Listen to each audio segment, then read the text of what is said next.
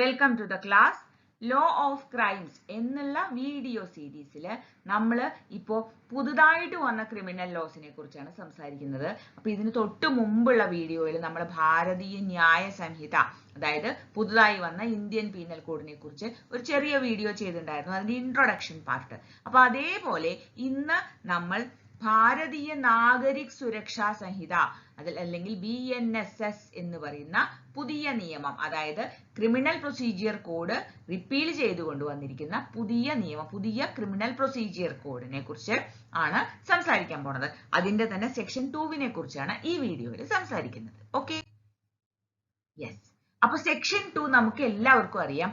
പൊതുവെ എല്ലാ നിയമങ്ങളിലും section 2 definitions ആണ് ഉണ്ടാവുക.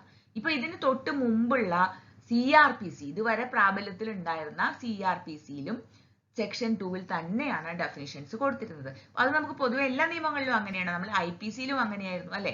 IPCയിൽ നമ്മൾ ഡിസ്കസ് ചെയ്തപ്പോൾ പക്ഷെ IPCയിൽ ഒരു വ്യത്യാസം എന്താ വെച്ചാൽ 2 മുതൽ അങ്ങോട്ട് കുറച്ചധികം സെക്ഷൻസിലെ ഡെഫിനിഷൻസ് തന്നെയായിരുന്നു.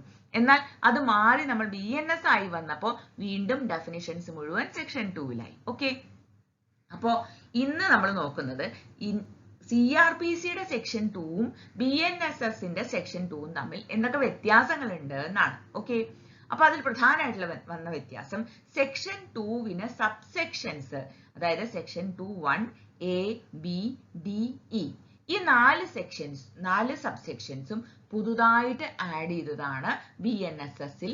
അതൊന്നും ഈ CRPCയിൽ ഉണ്ടായിരുന്നില്ല.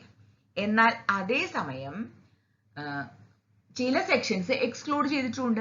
ഇപ്പോൾ ആഡ് ചെയ്ത സെക്ഷൻസ് പ്രധാനമായിട്ടും audio video visuals, bail bond തുടങ്ങിയ വാക്കുകളെ ഡിഫൈൻ ചെയ്തിരിക്കുകയാണ്. കാരണം മുമ്പും ബെയിൽ അല്ലെങ്കിൽ ബോണ്ട് തുടങ്ങിയ വാക്കുകൾ CRPCയിൽ ഉപയോഗിച്ചിരുന്നു, പക്ഷെ അതിനൊന്നും ഡിഫൈൻ ചെയ്തിട്ടുണ്ടായിരുന്നില്ല.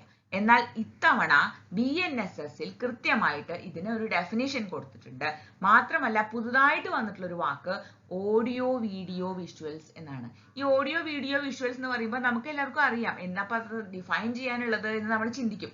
പക്ഷേ കോടതി മുറിയിൽ ഉപയോഗിക്കുന്ന തരത്തിലുള്ള ഓഡിയോ വീഡിയോ വിഷ്വൽസ് ഏതാണ്, അല്ലെങ്കിൽ BNSSന്റെ പരിധിയിൽ വരുന്ന ഓഡിയോ വീഡിയോ വിഷ്വൽസ് ഏതാണ് എന്ന് കൃത്യമായി നമുക്ക് മനസ്സിലാക്കാൻ വേണ്ടിയാണ് അതിന് ഒരു ഡെഫിനിഷൻ കൊടുത്തിട്ടുള്ളത്. ഈ ഡെഫിനിഷന്റെ ആവശ്യം ഇപ്പോൾ 1973 CRPC പാസ്സാവുന്ന സമയത്ത് ഉണ്ടായിരുന്നില്ല. കാരണം അന്ന് കോടതികളിൽ ഓഡിയോ വീഡിയോ വിഷ്വൽസ് ഒന്നും അനുവദിച്ചിരുന്നില്ല.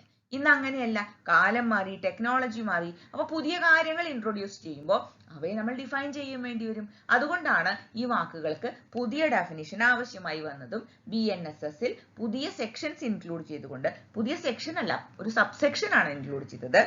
കാരണം ഇതെല്ലാം സെക്ഷൻ 2വിൽ തന്നെയാണ് വരുന്നത്.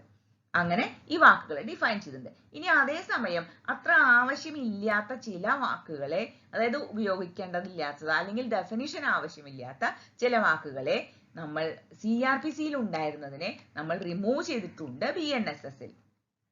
2F, 2K തുടങ്ങിയ സെക്ഷൻസിൽ വന്നിരുന്ന ചില വാക്കുകൾ, അതായത് ഇന്ത്യ എന്നുള്ള വാക്ക് CRPCയിൽ ഡിഫൈൻ ചെയ്തിട്ടുണ്ടായിരുന്നു. മെട്രോപൊളിറ്റൻ ഏരിയ, പ്ലീഡർ, പ്രിസ്ക്രൈബ്ഡ് തുടങ്ങിയ വാക്കുകളൊക്കെ ഡിഫൈൻ ചെയ്തിട്ടുണ്ടായിരുന്നു. എന്നാൽ ആ ഡെഫിനിഷൻസ് ഒന്നും ഇനി ആവശ്യമില്ല എന്ന് തോന്നിയത് കൊണ്ട് അതിനെ റിമൂവ് ചെയ്തിട്ടുണ്ട്. അപ്പൊ ചുരുക്കത്തിൽ ഈ ചെറിയ വ്യത്യാസം ഒഴിച്ചു നിർത്തിയാൽ സെക്ഷൻ 2 ഓഫ് CRPCയും സെക്ഷൻ 2 ഓഫ് BNSSും തമ്മിൽ കാര്യമായ വ്യത്യാസങ്ങൾ ഇല്ല എന്ന് പറയണം. ഓക്കെ, അപ്പോൾ പ്രത്യേകിച്ചും ഒരു പുതിയ നിയമം, പഴയ നിയമത്തെ റിപ്പീൽ ചെയ്തുകൊണ്ട് ഒരു പുതിയ നിയമം വരുമ്പോൾ ഇത് വളരെ ഇമ്പോർട്ടന്റ് ആണ്. എന്താണ് വ്യത്യാസം വന്നത് എന്ന് നമ്മൾ മനസ്സിലാക്കിയിരിക്കണം. കാരണം ഇനി പുതിയ നിയമമാണല്ലോ അപ്ലൈ ചെയ്യാൻ പോണത്. അപ്പൊ സാധാരണയായിട്ട് പുതിയ നിയമം വരുമ്പോൾ പഴയ നിയമത്തിൽ ഉണ്ടായിരുന്ന അവ്യക്തതകളെ മാറ്റാനാണ് സാധാരണയായിട്ട് നമ്മൾ പുതിയ നിയമങ്ങൾ കൊണ്ടുവരുന്നത് അല്ലെ? അപ്പോൾ ആ അർത്ഥത്തിൽ പുതിയ വാക്കുകളെ ഡിഫൈൻ ചെയ്യുക എന്നൊരു പർപ്പസാണ് BNSS ഈ സെക്ഷൻ 2 വഴി നിർവഹിച്ചിരിക്കുന്നത്. ഇനിയും BNSSലുള്ള മറ്റ്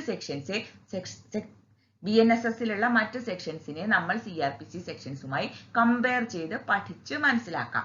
അത് ഇനി വരുന്ന വീഡിയോസിൽ. അപ്പൊ ഇത്രയും പറഞ്ഞതിൽ നിങ്ങൾക്ക് എന്തെങ്കിലും സംശയങ്ങളുണ്ട്, എന്തെങ്കിലും ക്ലാരിഫിക്കേഷൻസ് ആവശ്യമുണ്ടെങ്കിൽ please make use of my comment box. I'm really happy to help you.